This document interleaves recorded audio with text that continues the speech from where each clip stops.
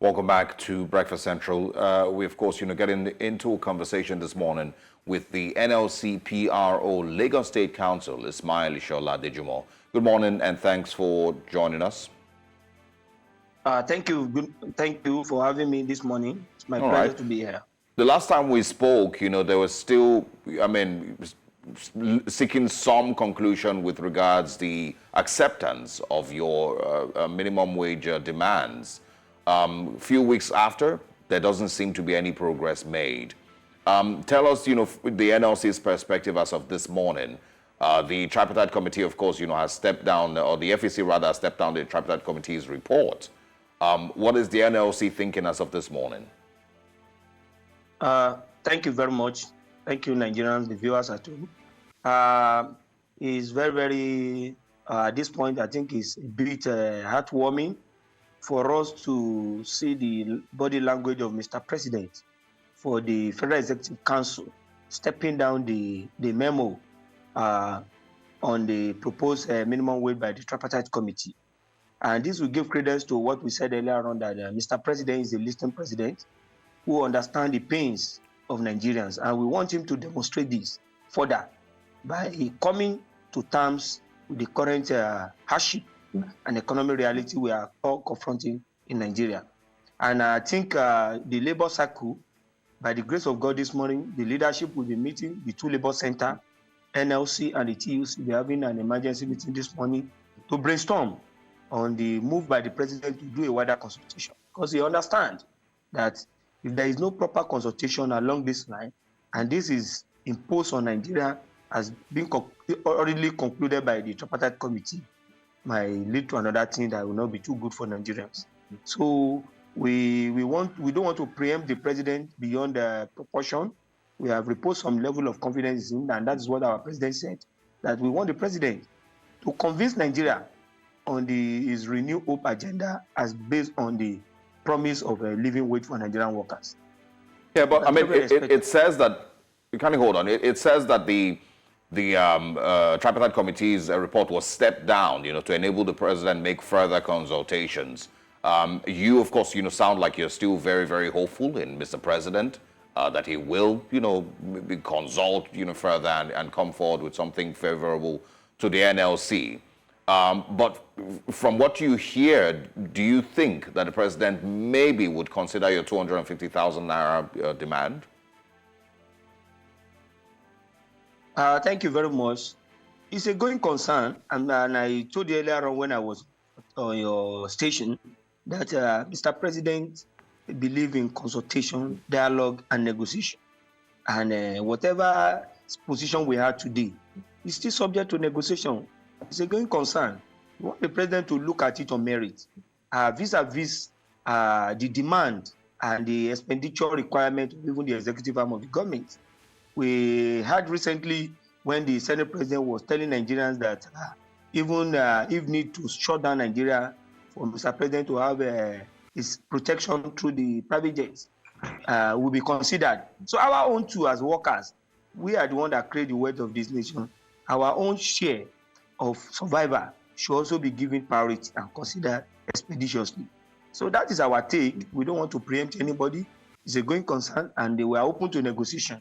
And as I rightly inform you, leadership will be meeting this morning to at least prepare for the consultation that will be coming from Mr. President. Okay, how soon are we expecting to get this feedback? You're meeting this morning, you're expecting to deliberate on the consultations from the president. How soon are we expecting some feedback? As soon as the president deem it fit to call on the leadership, because we have a time frame to set by the leadership. What's the time frame? Much time have been wasted on this move. We understand. We saw the speed at which the national anthem bill was quickly passed, and some other important bill that the National Assembly give accelerated hearing and passage. So it's left for the Mr. President to transmit that report in a memo to the National Assembly, which will give him an opportunity to adjust higher as against what the Tripartite Committee proposed, which is 62,000, which we have vehemently rejected. because it's like an insult on the collective sensibility of Nigerian workers. Yeah, 62,000. What can 62,000 do in this current economic situation we find ourselves? Mr. Adejumo, you mentioned. We are waiting anxiously for Mr. President to do the needful, and as soon as he does that, everybody will be in the know, and we'll carry on from there. Yeah. Do we have a time frame? Does the NLC have a time frame we know that is working with? If Mr. President decides to continue his consultations for the next 6 months or the next 1 year, is the NLC going to patiently wait until those consultations are done? While the consultation is going on, the most important thing to Nigerian worker now is the survival level, ability to survive. Mr. President, as part of the negotiation that led to this stage we are now, was to pay the wage award, which was initially approved to cushion the effects of the subsidy removal. That of March, April have not been paid. People are highly expecting that to survive. So among other promises. So we don't want to be in haste to the extent that they will say it is labor that is not patient, they are not reasonable with the government. Nigerians too can bear us witness that we have been very, very patriotic, we have been very patient. But the problem here is to at least revive the economy and listen to our demand. And recently, so here's the problem. Mr. Adejumo, here's the problem, and I'm really just sharing with you what I've seen people mention. A lot of people don't have faith in labor, right? And if we're being honest, there's many people who said that immediately labor suspends that strike, that's the end of the conversation. It will just continue to delay and delay and delay, and we'll never really get to see anything out of it. So I'm sure that you've heard those concerns also. And so what is the NLC's response to those people who say that, this leniency and this, we have opened the door for consultation, we don't want to put too much pressure on the president, you were, just there seeing how things go. There's no time frame for consultation, even if it takes the next 2 years. We'll continue to consult and consult and consult while Nigerians continue, of course, to deal with the realities of Nigeria's current economic challenges. What would your response be to those people who criticize labor that way? Nigerians are entitled to their opinion. We have our modus operandi. We have our procedure of engaging and negotiating, which is in tandem with the labor law of Nigeria. We cannot go beyond that. Before we embark on strike, I told you earlier on, there are procedures. Even protests, there are procedures that we must give the government. We must give them due notice that we are going to do this if these are not done at a certain time. Our leadership have set a time frame that Mr. President, now you have the report, it is left for the Mr. President to now do the consultation that I have decided to do. Why that consultation? With the organized private sector who are insisting that they cannot go beyond that proposal. And even the governor that said they cannot even afford to pay above above 57,000. You can see the level we are. So the president need to engage them, let them see reason. You can see one of the governors that declined that resolution. Our comrade governor in Kebbi State, comrade Nasir Idris. He was one of us. He understands the pains of the labor movement, that the workers must be well treated. And he declined and said no. He take exception to that resolution. Where was the meeting held? These are conspiracy, cook up to whittle down the effort of the labor movement. But we are not going to be, deterred. We're going to be distracted by all these antics. But we are focused. Our eyes is on the ball. We are very, very, determined to engage the president based on facts and figure available to justify whatever they are putting forward for Nigerian workers as a living wage or minimum wage.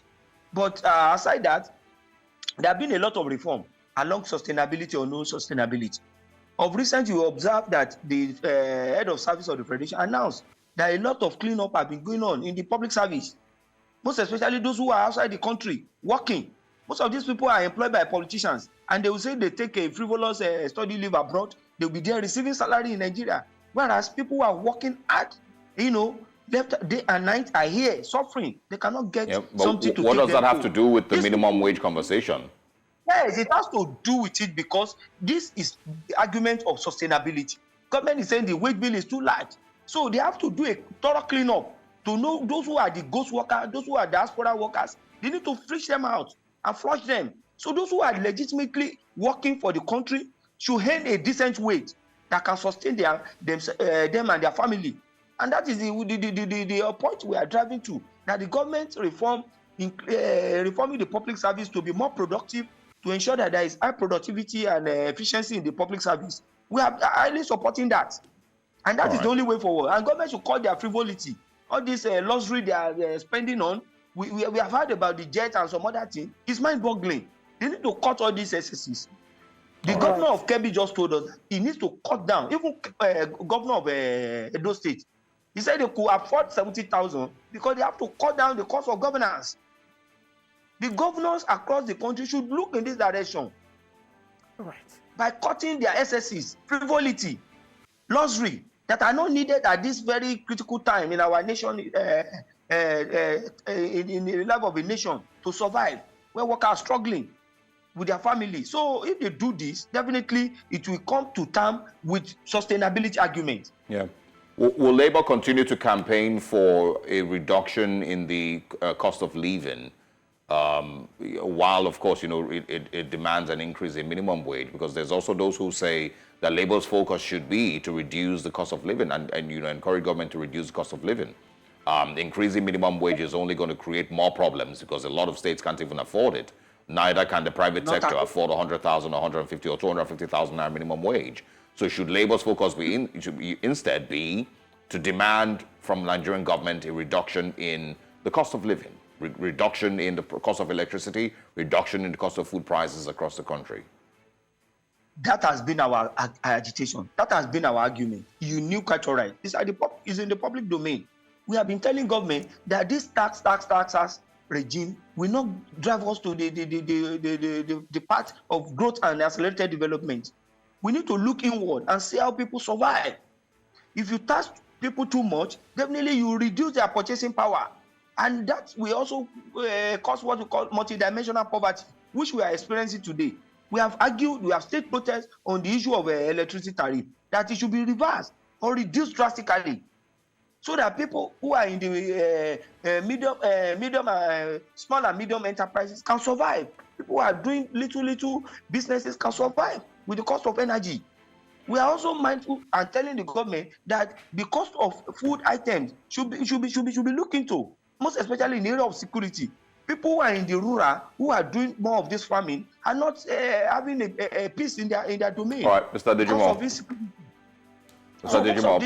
Government need to look into it and work in terms with the demand of the labor, so that it will be a win-win. As labor is the demanding, we are not demanding excessively. If you look at the argument, it has always been reasonable. We are always shifting ground to this level, and government should also shift ground reasonably. Mr. Dejimo, we need to end the conversation here. I think you've made your point. In the next few days, we'll see, if there's any developments between the NLC's meetings and, of course, the Nigerian government's consultations. And if things develop, we'd like to have you back again. Thanks for stopping by and thanks for speaking with us. Thank you very much for having me. It's my pleasure always. Thank you.